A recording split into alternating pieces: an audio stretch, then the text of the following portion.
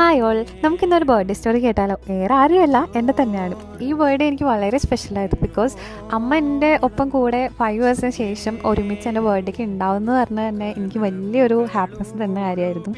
ഏതൊരു സെലിബ്രേഷൻ ആണെങ്കിലും നമുക്ക് നമ്മുടെ വേണ്ടപ്പെട്ടവർ ചുറ്റും ഉണ്ടെങ്കിൽ തന്നെ അതിൽ നിന്ന് കിട്ടുന്ന മധുരം ഒരു വേറെ തന്നെയാണ്. പറയാനാണെങ്കിൽ അമ്മയുടെ ബർത്ത്ഡേ പാട്ട് അതെന്നെ ഭയങ്കര ടച്ചിങ് ആക്കിയിരുന്നു. കാരണം അമ്മയുടെ വോയിസ് നോട്ടുകളിലൂടെ മാത്രമാണ് ഞാൻ ബർത്ത്ഡേ സോങ്സ് ഒക്കെ കേട്ടിരുന്നത് അമ്മയുടെ വക. ബട്ട് ഇപ്രാവശ്യം എൻ്റെ നേരിട്ട് വിഷ് ചെയ്യാന്ന് പറഞ്ഞാൽ എനിക്ക് ഏറ്റവും ഭയങ്കര സന്തോഷമായി.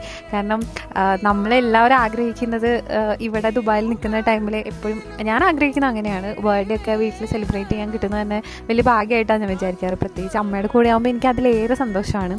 സർപ്രൈസുകളിലെ സർപ്രൈസായിട്ട് എനിക്ക് ഈ ബർത്ത്ഡേ അടിപൊളിയായിട്ട് ചെയ്തു തന്നത് അബിയും എൻ്റെ കുറച്ച് ഫ്രണ്ട്സുമാണ്. അവരോടാണ് ഞാൻ ശരിക്കും കടപ്പെട്ടിരിക്കുന്നത്. കാരണം ഇതുപോലെ എല്ലാവർക്കും നല്ല ഫ്രണ്ട്സുകൾ ഉണ്ടായിരിക്കട്ടെ. ഞങ്ങൾ എല്ലാവരും കൂടി ഇരിക്കുന്ന സമയത്ത് നമ്മുടെ ഒരു ഫ്രണ്ട് മിസ്സിങ് ആയിരുന്നു. അവൾക്ക് നൈറ്റ് ഡ്യൂട്ടി ആയിരുന്നു. അപ്പോൾ നമ്മൾക്ക് എല്ലാവർക്കും അതൊരു വിഷമമാണ്. കാരണം ഞങ്ങൾ 6 പേരുടെയും ബർത്ത്ഡേ എപ്പോഴും സെലിബ്രേറ്റ് ചെയ്യുമ്പോൾ ഞങ്ങൾ 6 പേര് എപ്പോഴും ഉണ്ടായിരിക്കും. അപ്പോൾ ഞങ്ങൾ അവളെ തേടി അവളുടെ ഹോസ്പിറ്റലിലേക്ക് പോവുകയാണ് ചെയ്തത്. അവിടെ പോയിട്ട് പിന്നെ പറയണ്ടല്ലോ, അവൾക്ക് കേക്ക് കൊടുത്ത് പിന്നെ അവിടെ മൊത്തം അലമ്പാക്കി. ഹോസ്പിറ്റലിലെ തന്നെ ഭയങ്കര സൈലൻ്റ് ആയിരുന്നു. അതൊക്കെ ഞങ്ങളവിടെ ഇളക്കി മറിച്ചിട്ടാണ് വന്നത്. But that night was so good. എന്താ പറയുക, എനിക്കറിയില്ല, ഞാൻ ഭയങ്കര ഹാപ്പി ആയിരുന്നു.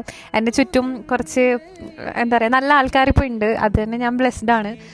ഇങ്ങനെയുള്ള കുട്ടി കുട്ടി സ്റ്റോറീസ് നിങ്ങൾക്കുണ്ടായിട്ടുണ്ടാവും. ഉണ്ടെങ്കിൽ നിങ്ങൾ കമൻറ്റ് ചെയ്യുക.